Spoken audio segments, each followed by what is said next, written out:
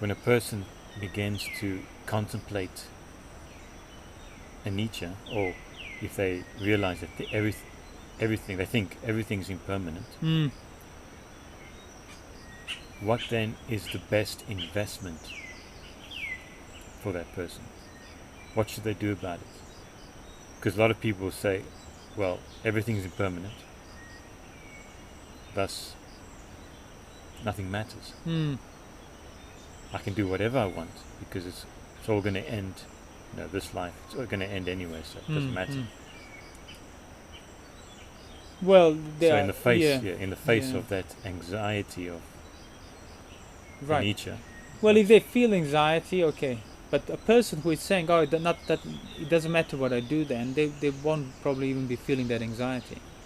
Because if you're feeling anxiety, dismissal will not free you from anxiety. You can say nothing matters, but you still feel anxiety, which is very unpleasant. So, but what do I do?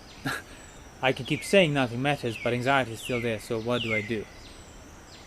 So if a person does genuinely has sense of anicca through anxiety and the recognition of that non-control, and things will end, and that will affect me, well, they need to recognize it exactly as something that must be addressed. Not like something that must be addressed at a root level. Not something that they can just find the answer to and then move on with their lives, because, well, those lives are anicca, and that's what they're understanding. So in other words, they have to take it seriously, not just try to get rid of the discomfort. Like, tell me what anicca is, tell me what to do so I get rid of the discomfort of anxiety, not so I fully understand what anicca is. Because you can temporarily get rid of the discomfort of anxiety, but as I said many times before, anxiety is a symptom of an existential issue. It's not a problem. So unless you remove the problem, these symptoms will keep coming back up one way or the other. So things will be reminding you of anicca one way or the other. Doesn't matter how much you try to deal with it. So the first thing you do then is take the Buddhist teaching seriously. Take the gradual training seriously. Don't just try to get rid of the current pain that bothers you, but recognize your liability to pain as already being an issue. Even if everything is fine now and there is no anxiety now, there could be anxiety now and things could not be fine now. So, that would affect me, thus recognition of that is already something that affects you. So you realize this is the level I must practice. So take the gradual training seriously then. The precepts, the guarding of the sense doors, and reading the suttas, studying and getting the more understanding of what the Buddha was teaching. So it's dealing with anxiety, dealing with recognition of impermanence. It's a lifelong task, in a sense of, if you are very committed, you might do it quickly, but your life will then change forever. As somebody who has understood anicca and is free from suffering. If you're not doing it quickly, if you're not so committed, it will take you probably a full lifetime to get closer to it. Either way, if you recognize you have to deal with it, your life cannot remain the same.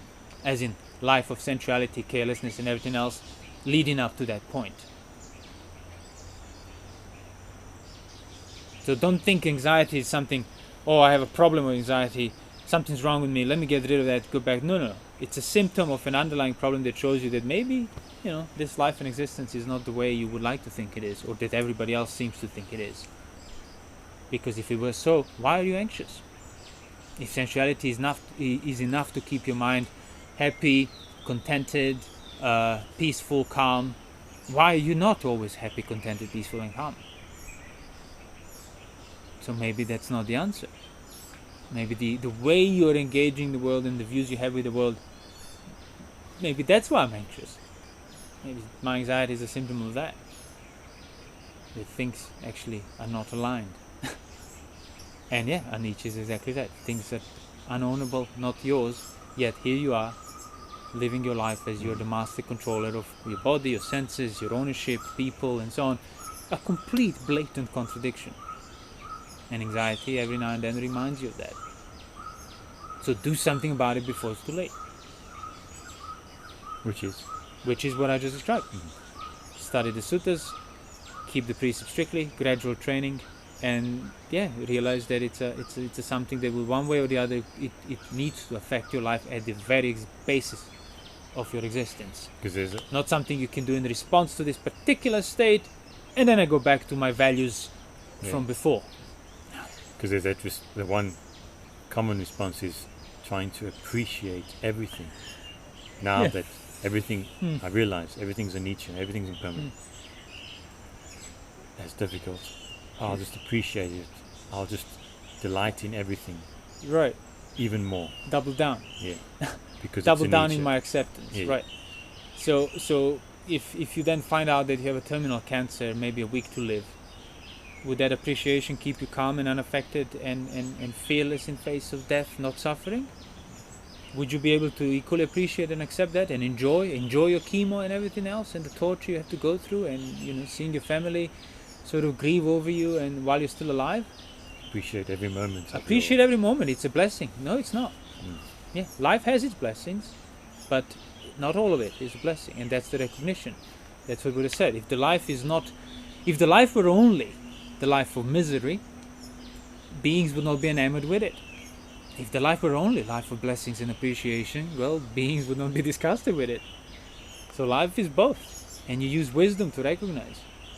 Yeah, don't be irrationally averse to everything.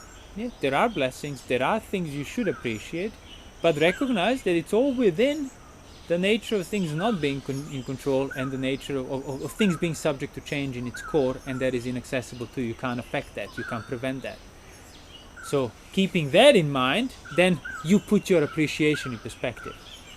You don't use appreciation to deal with anicca, you use anicca to not get careless with your appreciation.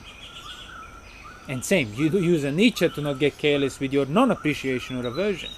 So you use anicca, wisdom, of recognition of the nature of things, to keep yourself in check. But in order to do that, you need to stop trying to get rid of it through appreciation or whatever else you might be doing. Because that's the only reason people will be doing it. To get rid of discomfort of it. Oh, no, I accept this actually. It's not up to you. Like, the mountains coming to crush you. Yes, I accept that. What? Who are you to even accept that? You have no say. Whether you accept or not, this is the inevitable outcome. So you saying that you appreciate and accept this is just you trying to appease yourself in the face of something you have no control over. And that's unpleasant. But you need to stop trying to get rid of it, recognize it as a symptom, and then gradual training. Yeah, you're trying to get control again. You're trying to repossess it, exactly. No, I wanted that to happen. No, you didn't. Nobody wants that to happen.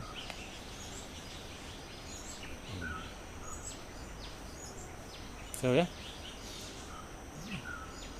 gradual picking up, gradual training, gradual development, gradual composing. When I say gradual, I don't mean take it easy. I just mean you do need to do it gradually. You need to start on the level of virtue, unpolished, unblemished, unbroken virtue. So take it seriously, the behavior. Then from there, your speech will become more wholesome. Then even your thoughts, and then you will be able to actually withstand more of the recognition of anicca and anxiety without having too much pressure of I must deal with this and then jump into one view or the other, or one action or the other, because it's unbearable to you. The only reason it's unbearable because the mind is too weak in relation to it. The mind is too weak because you haven't been practicing sense restraint, guarding the sense doors, taming the beasts. You haven't been doing that, so they're still very powerful. And so how can you then be in control of them unless you can physically at least be able to overwhelm them and not let them drag you around? That composure, they will be able to face the anxiety or any other unpleasantness will be there because you build the basis for it. It's not, how do I face anxiety? No, you are already facing it by not acting out of it. By not breaking your virtue when you're anxious, you are already facing anxiety. You are doing it, even if it doesn't feel like that. That's the work. Not when you think you're doing the work or not. No, you're surmounting. Yeah, you are. And there were suttas where it said, what is samadhi? Samadhi is basically a monk who practices mind. Basically, a monk who practices keeping his mind unmoved by things that want to move it. And you don't need to seek out things that want to move it in terms of temptations and so on. Your senses already want to move it all the time. even if you're just alone in a cell without any distraction. So that's samadhi. So immovability of the mind begins by immovability of behavior. Unbroken virtue, the aggregate of virtue. You have created the immovable aggregate of certain non-behavior. I will not behave towards sensuality, towards actions of ill will and so on. And it becomes this solid thing of certain behavior is not to be done, hasn't been done, you accomplish that, and that's your aggregate of virtue as the Buddha referred to it. In the same sense, this body is this solid aggregate. Well, your virtue becomes this solid aggregate. You don't spill over. You don't break through there. And that's exactly the beginning of samadhi. Sila, samadhi, panya. Not sila over there, then you run and find samadhi. No. Sila gives the basis for samadhi on that basis, and that gives the basis for clear seeing on that basis. Personalized, the aggregates of virtue. You build that up. You build that up. Make it, and stop eroding it. Stop taking it conditionally, and stop sort of thinking it's kind of a side thing. Your practice comes through the framework of your virtue. No other way.